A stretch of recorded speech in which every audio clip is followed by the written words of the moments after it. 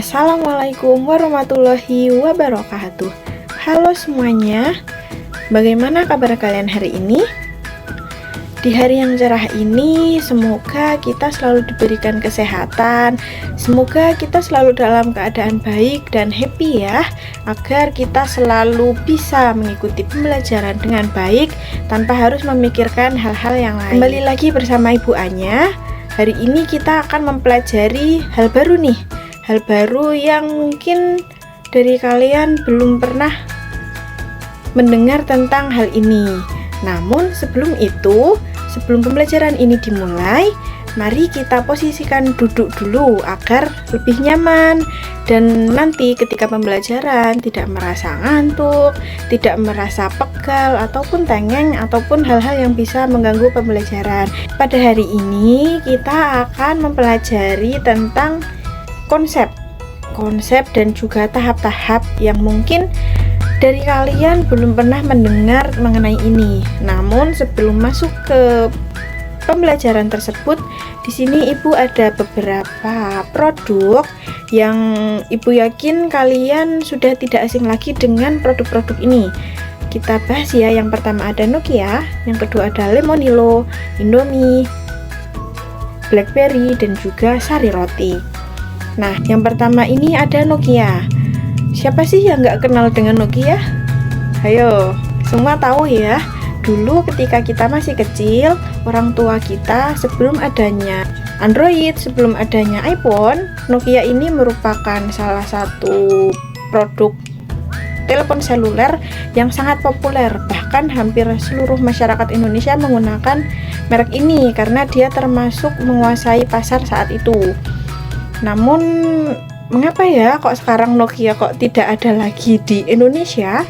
Itu simpan dulu pertanyaan kalian. Kita lanjut ke yang kedua, ada BlackBerry. Sebelum adanya Instagram, sebelum adanya TikTok, sebelum adanya WhatsApp, BlackBerry ini merupakan salah satu aplikasi, bahkan juga ponsel ya mereka.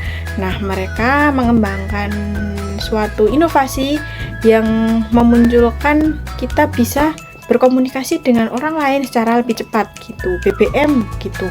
Nah, tapi kok kenapa sekarang dia sudah tidak ada lagi ya? Itu pertanyaan kita. Lalu yang selanjutnya ada Indomie, Lemonilo, Sari Roti. Dari Indomie dulu ya.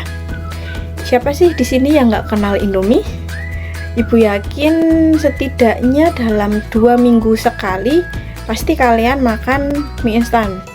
Dan Ibu tebak bisa jadi ada Indomie. Tapi tidak menutup kemungkinan juga kalian ada kompetitor yang lain ya. Cuman di sini Ibu mengambil Indomie karena Indomie termasuk menguasai pasar juga. Bahkan ketika kita berpikir aku ingin makan mie instan, pasti kepikirannya Indomie aja gitu. Nah, tapi di sisi lain, di sini juga ada Lemonilo. Lemonilo ini muncul sebagai salah satu jawaban bahwa manusia saat ini sudah terpikirkan untuk makan tidak sekedar memenuhi rasa kenyang, tetapi mereka juga ingin mencari asupan gizi, asupan protein, dan lain sebagainya yang bisa menjaga kesehatan. Karena tidak dapat dipungkiri bahwa Indomie yang notabene mudah dijangkau, mudah dimasak, itu kurang baik untuk kesehatan. Nah, di sini Lemonilo menjawab masalah itu. Lalu yang terakhir ada Sari Roti.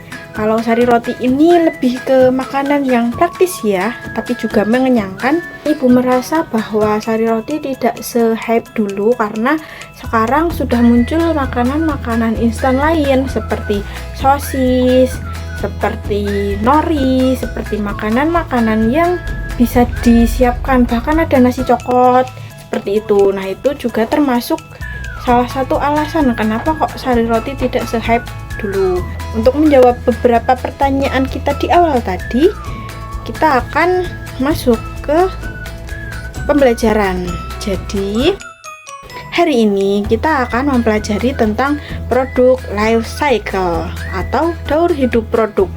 Nah, sebelum itu pasti kalian berpikir-pikir, daur hidup produk. Memangnya produk bisa ada daur hidupnya kah? Pelajaran hari ini kita memiliki beberapa tujuan, termasuk untuk menjawab pertanyaan-pertanyaan kalian, yaitu yang pertama, tujuan pembelajaran kita hari ini terkait daur hidup produk atau produk life cycle, yaitu yang pertama, memahami konsep dan tahapan PLC. Produk life cycle habis ini kita singkat ya jadi PLC. Yang kedua, tujuannya yaitu mengidentifikasi PLC pada kehidupan sehari-hari. Dan yang ketiga, menganalisis strategi pengelolaan PLC oleh perusahaan. Tibalah saatnya kita untuk membahas terkait apa sih PLC itu, yang dari tadi kok disebut-sebut terus. Produk life cycle yaitu siklus hidup produk, atau bisa juga berupa grafik yang menggambarkan riwayat hidup suatu produk.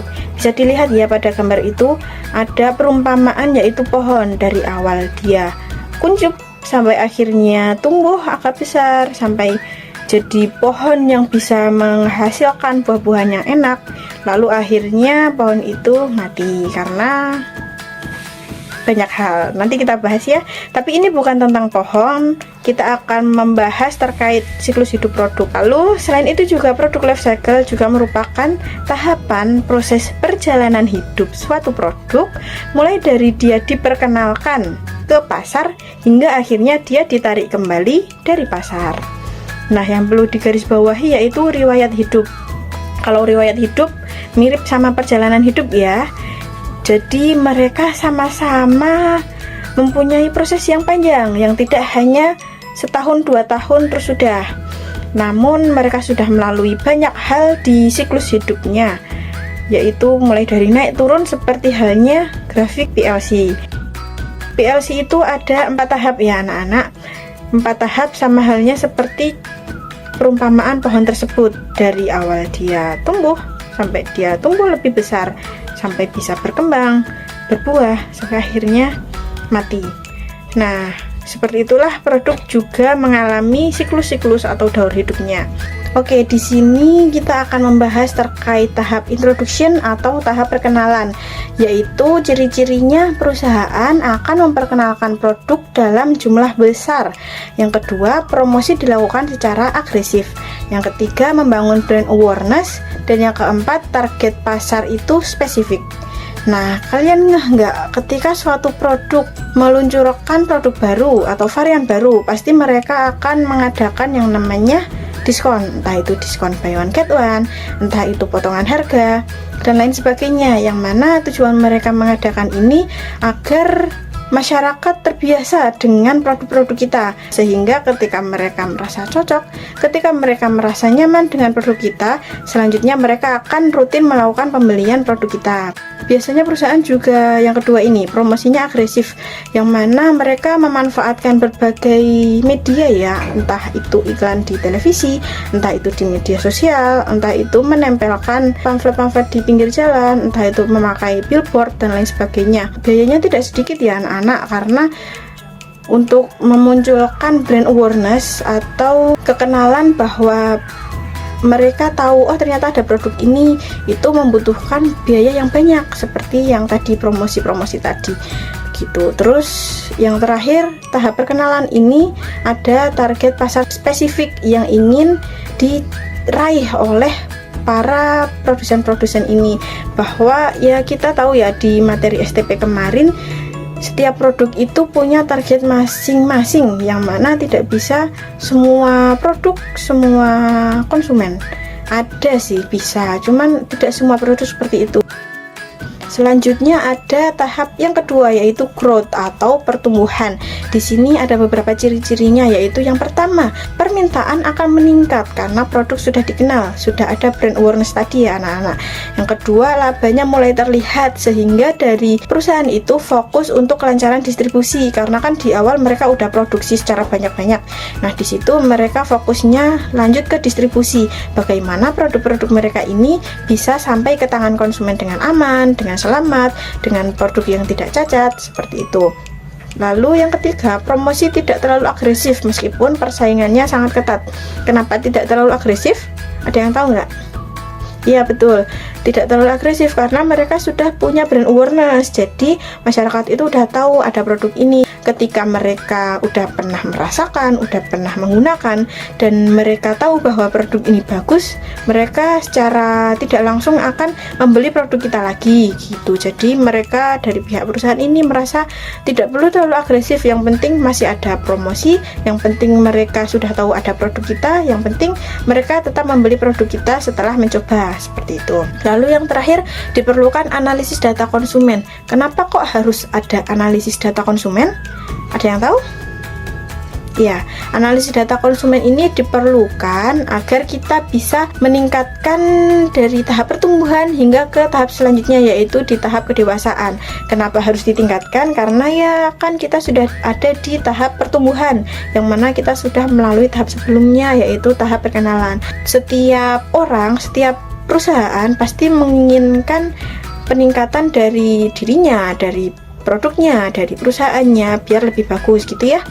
Nah, di sini makanya adanya analisis data konsumen itu diperlukan, karena agar kita bisa mengetahui, oh ternyata produk kita ini lebih cocok untuk konsumen seperti ini. Oh ternyata konsumen-konsumen ini tuh kurang cocok untuk produk kita, entah karena promosinya kurang menjurus, entah karena produknya memang tidak diperuntukkan untuk mereka, dan lain sebagainya. Oleh karena itu, analisis data konsumen ini sangat diperlukan agar bisa mempertahankan di tahap pertumbuhan ini, atau bisa meningkatkan hingga ke tahap selanjutnya atau di tahap kedewasaan.